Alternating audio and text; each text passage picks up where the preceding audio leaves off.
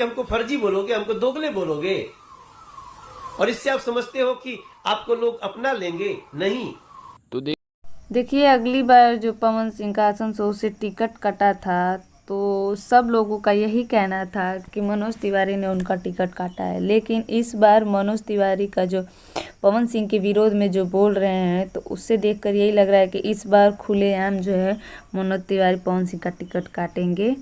और टिकट काटने की वजह है ज्योति सिंह और पवन सिंह के विवादों में जो है मनोज तिवारी जो है वो ज्योति सिंह का सपोर्ट कर रहे हैं, क्योंकि उनका कहना है कि पवन सिंह जो है पहले से ही लड़कियों के मामले में बहुत ही अलग तरीके का है। मनोज तिवारी ज्योति सिंह के सपोर्ट में आके बोलते हैं कि पवन सिंह के पूरे घर के लोग जो हैं ज्योति सिंह को दबाने की कोशिश कर रहे, जो कि उनकी 1% भी गलती नहीं है।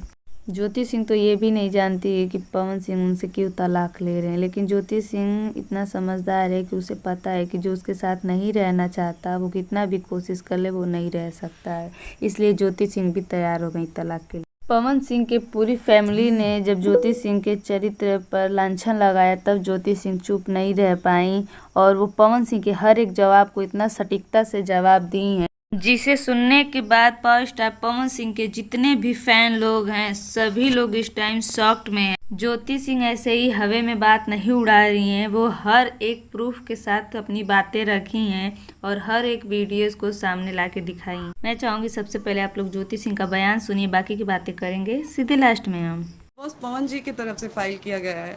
डिवोर्स का केस पहले पवन जी ने डाला है, हमारे तरफ से नहीं हुआ। हमारे तरफ से शुरू से ही मैं लगी थी कि अपना रिश्ता बचा लूँ।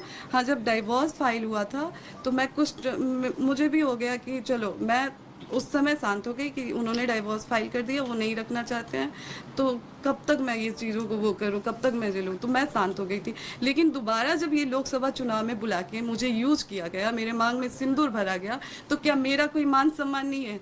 क्या औरत की कोई इज्जत नहीं है? क्या औरत सिर्फ एक इस्तेमाल की चीज़ बन के रह गई आज समाज के लिए, कि जब आपको ज़रूरत पड़ेगा आप औरत को बुलाएंगे, मांग में सिंदूर डालेंगे, पति पत्नी का संबंध बनाएंगे और फिर चुनाव के बाद फिर छोड़ देंगे ये कह के कि कोर्ट में मामला है? ये कहाँ से इंसाफ है और ये कहाँ का इंसाफ है? आज पवन जी कह रहे हैं चुनाव के टाइम, तो छोड़े तो आप भी थे हमको चुनाव से पहले, तो फिर चुनाव के टाइम आपने क्यों याद किया? राजनीति के लिए मैं गिरी हुई हूँ या आप कर रहे हैं काम?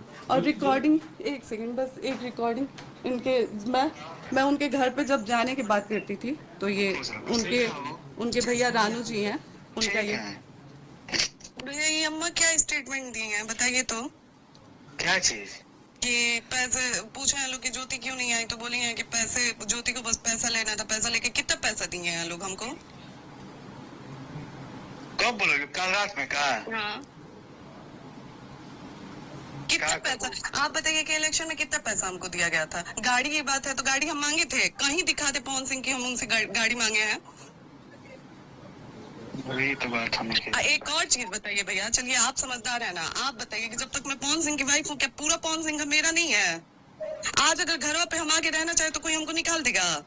अब तू क्या करबो ना करबो हम क्या जानते हैं भाई, लेकिन जब कोर्ट में तलाक के केस चलता है तो कोर्ट में भैया सुनिए वकील अरे भैया आपसे बात, अरे पागल, हम जो तू कहत है तो कहते हैं कानून में कोई ऐसा नियम ही नहीं है। बात हम कह रहे हैं भैया, नहीं, कानून में कोई ऐसा नियम नहीं है। यही नियम है कि जब तक तलाक नहीं होता है तब तक आप जाके अपने नहीं, जब कोर्ट में जब तलाक के केस चल रहा है भैया, हम आ जाए, आप लोग रोक लेंगे हमको? आइए, हम आ जाए, रोक लेंगे हमको? हाँ आइए, ठीक है, आप रोक लेंगे ना हमको? अरे मैं धारा ना यार, फालतू मत बोलो धारा। ज्योति अपना काम है, मत हमारे से मत करो, ठीक है ना? फोन मत काटिए आप क्यों नहीं काटे हैं? क्यों काटे?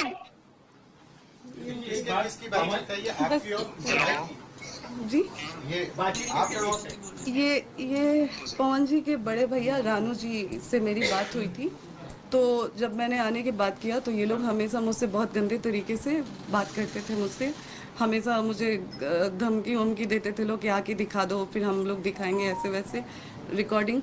और हॉस्पिटल, जिस हॉस्पिटल में मैंने नींद की गोली खाई थी, उसके बाद रानू भैया के द्वारा वहाँ पे पवन जी के पहले की टीम में से दीपक भैया जी थे, रानू भैया जी थे और बिक्की जी थे। हॉस्पिटल का नाम ये हॉस्पिटल है जिसमें मुझे 2 बजे रात को ले जाके इलाज करवाया गया। मैं कौन सा हॉस्पिटल है? बेले व्यू मल्टी स्पेशलिस्ट हॉस्पिटल। कहाँ का हॉस्पिटल है? ये हॉस्पिटल आपका शहर बता दीजिए, शहर। मुंबई का है, अंधेरी का जी। इसमें सारे डिटेल हैं, अगर आप लोगों को पीछे से भी चाहिए। पवन जी कह रहे हैं कि 1.5 घंटा फ्लैट पर आप लोगों की बातचीत हुई, क्या बातचीत हुई? वो तो कह रहे हैं कि हमने बातचीत करने के बाद फ्लैट से बाहर गए। पहली बात तो पवन जी ने बोला कि 1.5 घंटे बातचीत हुई। उससे पहले जो उनके भाई ऋतिक जी इंटरव्यू में आए थे, उन्होंने बोला कि लगातार मैंने टिकट की बात की, जबकि आज पवन जी का स्टेटमेंट अगर आप लोग देखते हैं तो ऋतिक जी के स्टेटमेंट से बिल्कुल अलग स्टेटमेंट है पवन जी का। तो आप लोग ही डिसाइड करें ना, कौन सच कौन झूठ बोल रहा है। मैं तो सामने मीडिया के बैठ के पवन जी को बोल रही हूँ कि एक बार आप भी बैठ जाइए, हम भी बैठ जाएं। जैसे आपने अकेले प्रेस कॉन्फ्रेंस किया, साथ में बैठ के एक बार कर लीजिए। हम कौन गलत कौन सही, आप मुझसे सवाल करिए। मैं आज तक पूछते आई हूँ कि मेरी गलती क्या है, मेरी कौन सी ऐसी गलती है, मेरी ऐसी कौन सी गलती है जो आज 7 साल से मैं झेल रही हूँ, लेकिन आज तक पवन जी ने कभी मुझे जवाब नहीं दिया। उनका इंतजार कर रही थी फ्लैट में, फिर उसके बाद आप वापस चली गई। जी। कौन सी ऐसी बात हुई थी कि आपने फिर उसके बाद ये कदम उठाया कि मैं यहाँ से अब चली जा रही जी, जब मैं पवन जी के फ्लैट में गई, वहाँ पे हम लोग बैठे, बिल्कुल पवन जी ने जो बात वहाँ पे बोली है कि हम लोग बैठे, नॉर्मली हमारी बातचीत हुई, कुछ ऐसा नहीं था, बहुत अच्छे से बहुत प्यार से बातचीत हुई मेरे पवन जी के बीच में। उनके भैया गुड्डू भैया बैठे हुए थे, बगल में ऋतिक जी बैठे थे, उनके एक और दोस्त हैं जो प्रोड्यूसर हैं धनंजय भैया जी, वो लोग बैठे थे, सारे लोग बैठे थे। बातचीत हो रही थी ऐसे ही नॉर्मली, जो जैसा कि उन्होंने बोला कि मैंने रट लगाया था कि मैं नहीं जाऊँगी। उनके भैया, जैसे ही मैं बैठती हूँ, उनके भैया द्वारा कहा जाता है कि आप ज्योति जो आप आई हैं, बात करिए और फिर यहाँ से जाइए, आप यहाँ पे रुक नहीं सकती हैं। मैंने बोला कि क्यों नहीं रुक सकती हूँ, क्या मेरे पति का घर है, आप लोग कैसे बोला कि देखा ये कुल फालतू बात मत करो, बस बात करो अपन, आई जैसे जा। उस समय पवन जी ने एक शब्द नहीं बोला।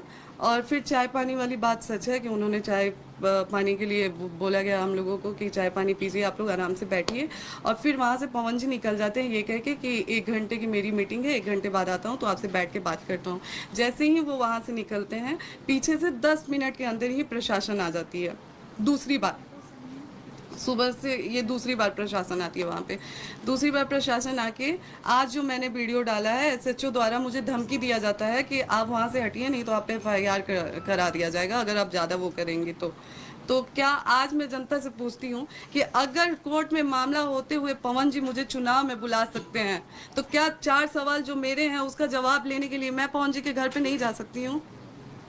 ज्योति जी, एक बात बताइए, लोकसभा चुनाव में जब उन्होंने बुलाया था कि आप खुद गए? नहीं, लोकसभा चुनाव में अगर उसका भी साक्ष्य चाहिए तो आप लोग, मैं अपने इंस्टाग्राम द्वारा डाल दूंगी, क्योंकि अभी वो मेरे मैंने जी, तो वो पवन जी लगातार, मुझे ही नहीं मेरे पिताजी को भी उनका कॉल आता था।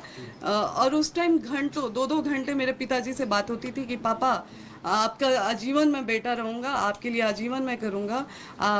फिर मेरे लिए साड़ी का मैं पैसा भी दिया गया, मैं वहाँ पे गई तो कि ये साड़ी तुम अपने लिए ले लेना जाके, सारा कुछ किया गया। तो चुनाव में मुझे पवन जी द्वारा बुलाया गया। अच्छा, जितने दिन आप चुनाव में उनके पास थी, पति पत्नी की तरह आप लोग रहते थे कि अलग अलग? जी, शुरुआत में 4-5 दिन हम लोग पति पत्नी की तरह थे। फिर वहाँ पे ज़्यादा भीड़ होने लगी थी, उनके कमरे में लोग आने जाने लगे थे, तो एक दूसरा रूम खुलवाया गया था जिसमें मैं, वो और डिफरेंसेस आए, इनिशियल वजह क्या? सर, वही जवाब आज मैं भी चाह रही हूँ, और वही जवाब के लिए मैं पवन जी से लगातार संपर्क करने की कोशिश कर रही हूँ कि एक वजह हमें भी बता दीजिए कि हमारी गलती कहाँ रही है।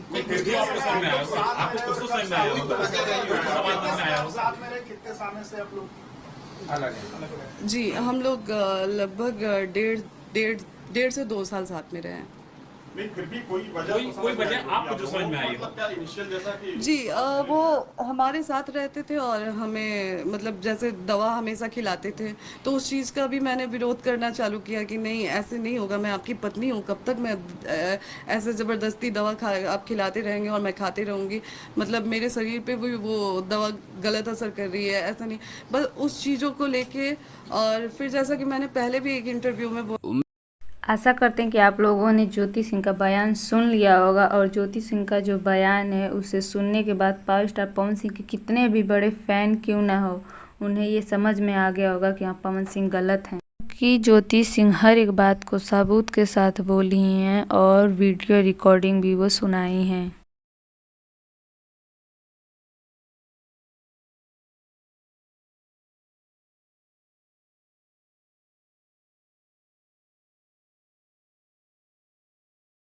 लेकिन पवन सिंह के फैमिली वाले को जो है ज्योति सिंह पसंद नहीं है। उनका कहना है वो हमें बिल्कुल भी पसंद नहीं है। तो हमारा ये कहना है दोस्तों कि अगर उनको ज्योति सिंह पसंद नहीं थी तो फिर उन्होंने शादी ही क्यों की, क्योंकि ये शादी ना तो अच्छे से चल रही है, जहाँ तक कि डाइवोर्स का चल रहा है। तो बताइए उससे ज्योति सिंह का जो है लाइफ ख़राब हुआ है या नहीं ख़राब हुआ है। और जब पवन सिंह जो है ज्योति सिंह को तलाक दे रहे थे तब ज्योति सिंह बोली थी मुझे 3 करोड़ रुपए और एक पटना में फ्लैट दे दीजिए जिससे मैं सुकून से जी सकूं। लेकिन पवन सिंह को जब भी चुनाव के टाइम उनको ज़रूरत पड़ती थी ज्योति सिंह को घर पे लेके आते थे, फिर उसके बाद प्रचार करने के बाद उनको छोड़ देते थे। तो आप लोगों की क्या राय कमेंट सेक्शन में ज़रूर बताइएगा।